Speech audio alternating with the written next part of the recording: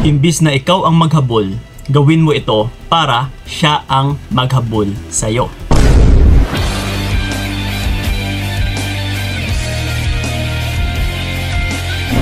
Yes. Naranasan mo na ba na ikaw ito yung hinahabol-habol? Or baka yung nararanasan mo sa ngayon is ikaw yung naghahabol at saka naghahabol sa kanya? Oh no!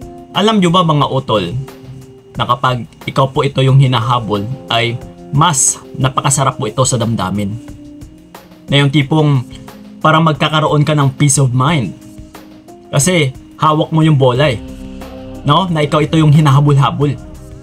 Ikaw dito yung importante. Ikaw dito yung diamante. No, unlike sa ikaw ito yung naghahabol, hindi nyo ba alam na kapag habol ka ng habol sa taong ito ay magiging sunod-sunuran ka na lang? Oh. Darating sa punto na yung kulang na lang is parang magiging tuta ka. No, para kang asong tuta, sunod-sunuran. No, instead na gusto mo sanang kakahol, pero sa isang salita niya lang ay tumitiklop ka kaagad. Gusto mo ba yon? Diba? So, kung yung sinasagot mo sa ngayon ay hindi, then bakit mo hinahayaan na magiging asong tuta? No? Na hinahayaan mo na ikaw na lang itong habol ng habol. Ngayon, sa paghahabol mo, ang tanong ko, may napapala ka ba? Wala nga, Kuya Kiko eh. Mas lalo nang akong nahihirapan. Yes! Mas lalo ka talagang mahihirapan. Mahihirapan at saka mahihirapan ka lang, utol. Kapag yung nakasanayan sa loob ng relationship ninyo na ikaw ito yung naghahabol, ay mahihirapan at saka mahihirapan ka lang. Mas lalo ka lang masasaktan. Kumbaga pa, kung may pakong nakabaon dyan sa iyong puso ay babaon at saka babaon ng po ito. Yeah! Hanggang sa sobrang sakit na. Hanggang sa wala ka nang magawa. Hanggang sa durog na durog ka na. Hanggang sa dapang-dapa ka na. Yes, yung tipong hindi ka na makabangon. So gusto mo pa bang mangyari yon? Yeah, so ibig sabihin, kapag ikaw ito yung naghahabol ay wala ka pong mapapala or magandang makukuha dyan. Magiging tuta ka talaga. So ito ngayon sa topic natin, no, na instead ikaw ito yung maghahabol, may ipapagawa ako sa inyo na para siya talaga ito yung maghahabol sa'yo. Nauna nga sa lahat kasi karamihan, mali talaga yung ginagawa. Kaya Kuya Kiko, hanggang ngayon wala. Hindi pa rin ako hinahabol ng partner ko. Pero, unang tanong ko sa inyo, confident ka ba sa sarili mo? Na meron talagang something, no, deep inside sa'yo na tiyak hahabul-habulin ng partner mo? Kasi ngayon pa lang, kung alam mo sa sarili mo na parang wala, no, is paano natin masasabing mapapahabol yung partner mo? And ako, utol, no, I definitely say na masasabi ko talagang meron po. Masasabi mo lang na hindi kasi sa totoo lang, nagpapakabulag kayo eh. Bulag na bulag ka.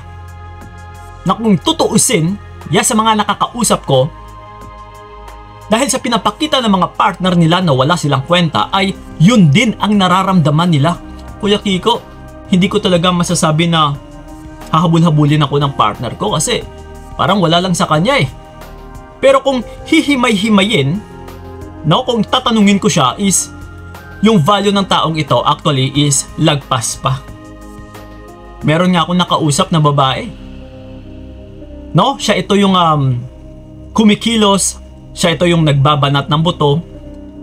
And then yung partner niya is nakilala niya lang as personal driver niya dati.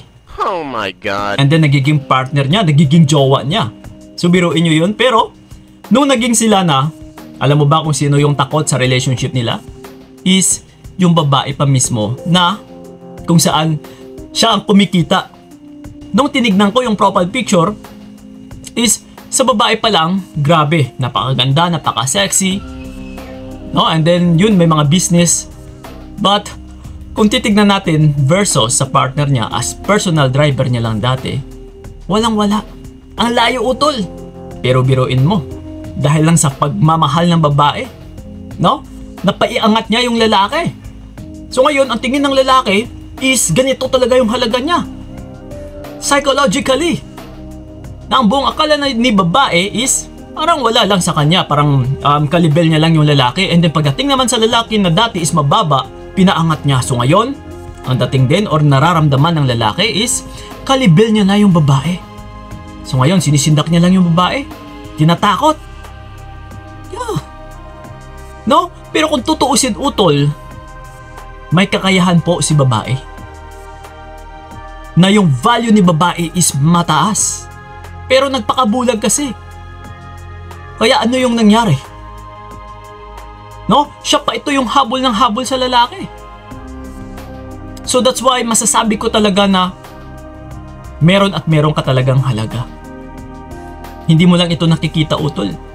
Dahil ang buong akala mo is yung partner mo talaga yung mahalaga. Which is not. No? So ito ngayon, ano ba ang dapat nating gagawin? No? Para siya rin ito yung maghahabol dapat. Na siya talaga ito yung maghahabol sa'yo. Na yung una sa lahat, walang iba kundi mag-focus ka muna sa iyong sarili. Yes, kilalanin mo ng husto ang iyong sarili. Kung ano ba yung kakayahan mo, kung ano ba yung value mo. Like I said kanina, doon sa example natin, sa nakausap ko na mataas yung value niya pero hindi niya na ito nakikita kasi nakafocus siya doon sa lalaki niya. Kaya ang una nga sa lahat ay mag-focus ka muna sa iyong sarili. Kilalanin mo ng gusto ang iyong sarili utol. Na uy, oo nga no, kasi may kaya naman ako. Kaya kong buhayin yung sarili ko. May kinikita ako, may sahod ako.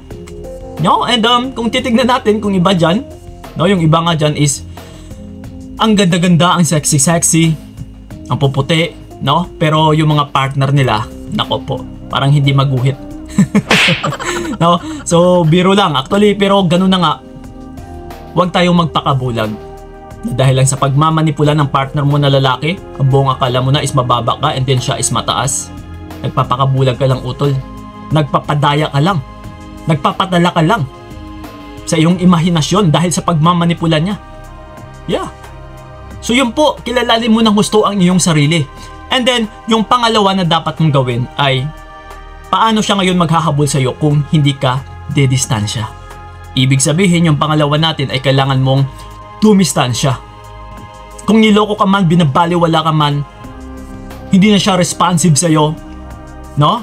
Inechapwera ka, subukan mo, ikaw din ang dumistansya. Subukan mo na kung dumidistansya siya, dumistansya ka din.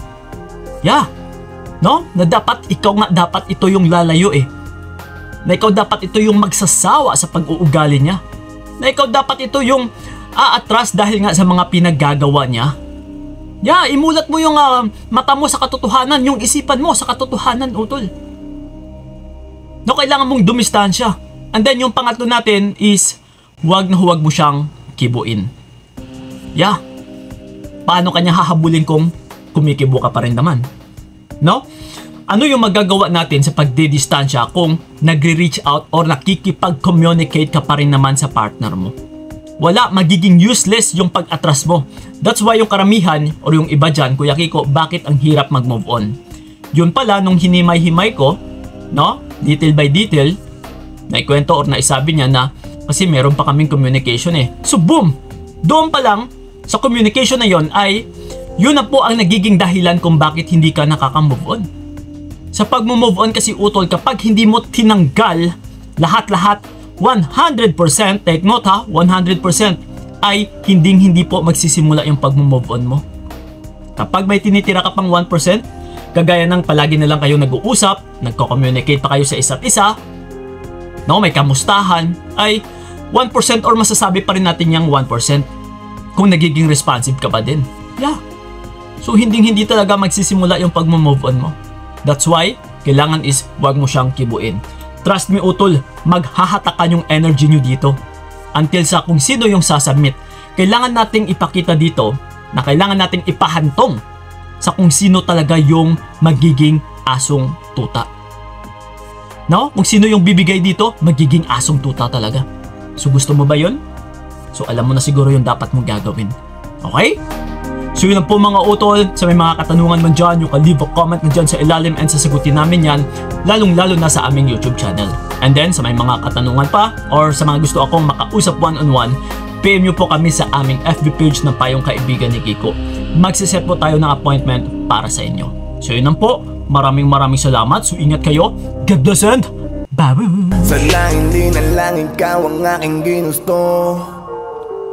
Binigay ko lahat para wala kang masabi.